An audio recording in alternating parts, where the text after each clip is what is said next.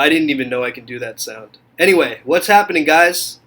Welcome to this video. Welcome to my YouTube channel. My name is Sumit Chatterjee from the Flow Zone Academy. And I'm a flow state coach, which means that I help you feel better and perform better. One thing that stops a lot of people from the flow state is people pleasing. This happens through an unconscious process. Growing up in a household which is very self-sacrificing, places very much importance on humility, how you always have to do things for others, never for yourself.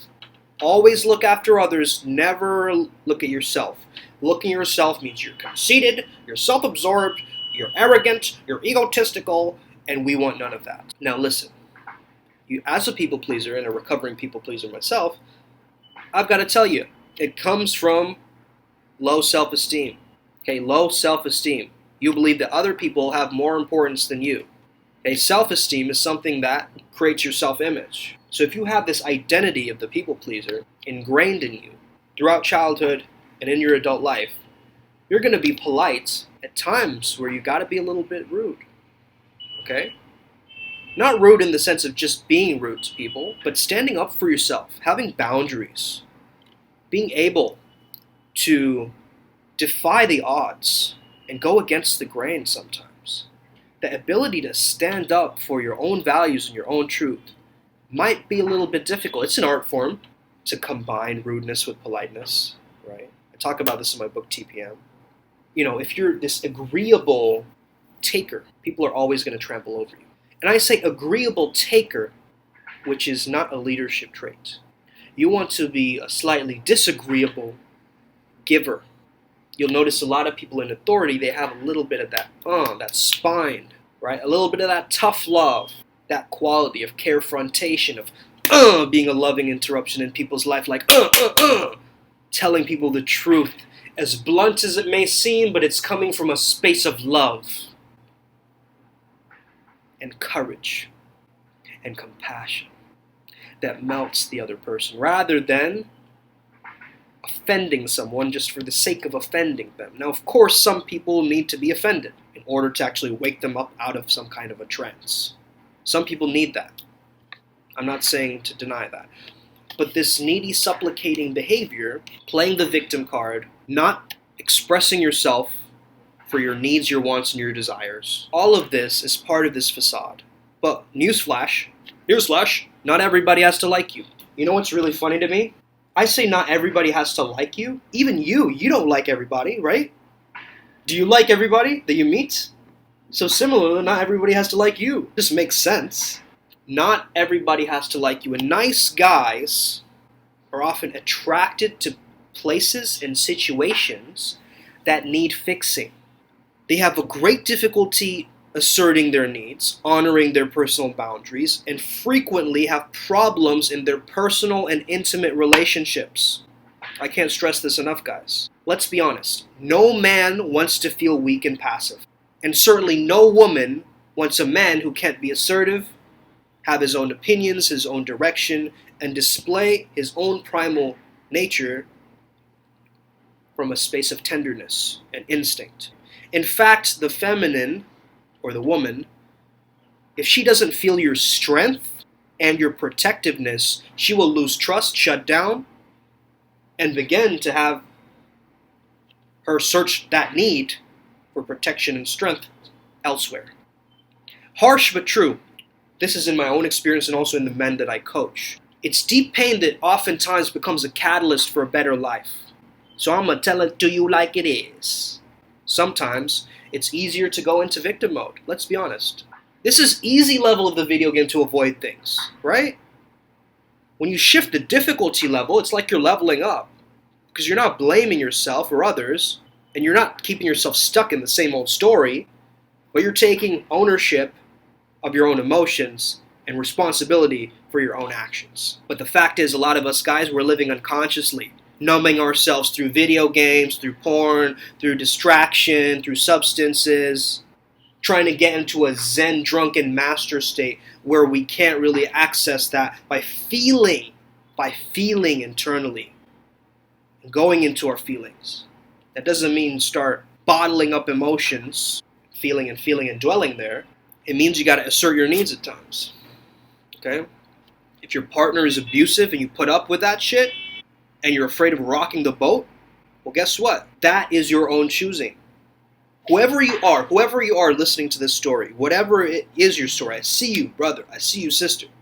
I know you're an incredible man or an incredible woman tuning into this channel right now. But you can actually rewire and change and rewrite that story that you've been given. Keeping on talking about your problems, this is what we do in therapy, okay? So if you're hiring a therapist, you just talk about your problems, repeat the old patterns, keep talking about the problems, create looping patterns. Again, keep talking about the problems, and then that's what you focus on grows, and then you keep talking about the problems some more. But you never really find a solution. The solution comes from the internal work with perhaps a coach or a mentor. Times. Now, I'm not saying anything against therapy. I love therapy. What therapy allows you to do is have someone listen to you with non-judgment, which is a powerful thing. And a lot of therapeutic tools I do use in my own coaching. I mean, I really believe in those aspects. And I say therapeutic, but it's based on still a business model, right? It's based on a monetary scheme of like, all right, come back next week and we'll talk about your problems some more. If you become authentic, honest, comfortable with expressing your needs and your boundaries and feelings, some people will say you're egotistical. Some people will say, oh, he's an asshole. Why do you have to say it to me like that? Right? But it's tougher to keep it inside of you than actually saying it out loud. It might hurt someone's feelings in that moment, but it's hurting you more. It's hurting you more keeping it inside of you like that. It's like you're letting yourself grow mold. So through the expression, it can come out. Actually, the mold has come out. You can make some kind of body shop formula out of that mold and be like, hey, this is my mold. This is my story. Guess what? This is my mold. I'm not holding it in anymore.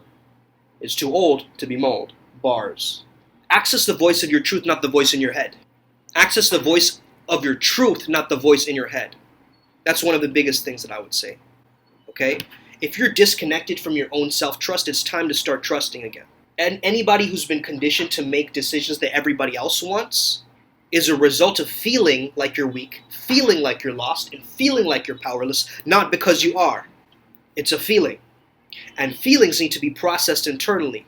So you got to own your confidence. You got to own your masculinity. You got to own your femininity in a way that you don't show people pleaser tendencies. I used to have people pleaser tendencies. I used to buy brands that everybody else did. Never wanted to be controversial. Try to fit into my friend group even though I was completely off. I wasn't anything like them. You know you have people pleaser syndrome. In a sense, it's not a syndrome. I'm just saying it's a syndrome. Help you establish it better. But you listen to others more than you listen to your own heart and your own truth. Like, it's important to serve others, of course, but if you're serving others at the cost of yourself, what are you saying to yourself? You have low self-esteem. You're not looking after yourself, and you're just putting it on to others because you don't respect yourself. You don't accept yourself. You haven't fully involved that self-love and that embodiment in such a way that is empowering to you in your storyline. So stop over-apologizing, cut out toxic people in your life, and get yourself back on track. It's so important to do this in 2021, guys. I know this is very in your face, but listen, I'm making the video for the person in my past who needs to hear this message. Stop letting it just build up, oh, there she goes again. She's trampling over my dreams and aspirations. All right, I'll just let her do that again. Oh, I've got to be a polite person, so I'll just keep holding and bottling it in. Oh, but honey, I want you to find that internal nature of yourself and give it a big hug and be like, bro, you're doing this very ineffectively, but I love you. But you're amazing. But your actions that you're demonstrating are not in your fullest, highest potential. Because ultimately, we have to seek internal validation and not seek it externally from others.